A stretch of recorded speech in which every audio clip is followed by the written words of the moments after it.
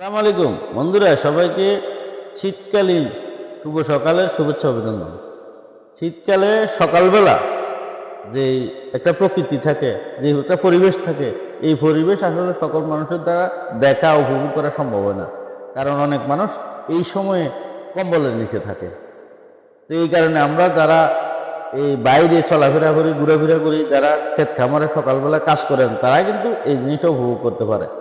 যারা কম্বলের নিচে থাকেন তাদের কাছে অনুরোধ রইল, তারা অবশ্যই ইনশাল্লাহ কম্বল থেকে বাইরে গিয়ে এই শীতকালের এই সুন্দর পরিবেশটা দেখবেন, উপভোগ করবেন, এটা অনুরোধ রইল। আর শীতকালে সাধারণত আমরা যে খেজুরের গুড়টা, এটাকে আমরা শীতকাল ছাড়া পাই না। খেজুরের রস, খেজুরের গুড়। আর শীতকালে বিভিন্ন রকমের নতুন পিঠা, এগুলো শীতকালে মেজরিটি ভ্যাকসিন হয়, 12 মাসে হয়, তার মধ্যে শীতকালে বেশিরভাগ মানুষ খায়।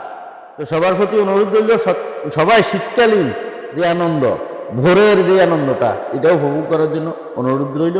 শীতকালীন ভোরের যে একটা আনন্দ, এটা আলাদা একটা কিছু। যখন আপনি উপভোগ করবেন, ভোর রাতে ফজরের নামাজ শেষ করে উঠি, তখন ঘুরে ফেরা করবেন, তখন বুঝতে পারবেন। ধন্যবাদ সবাইকে।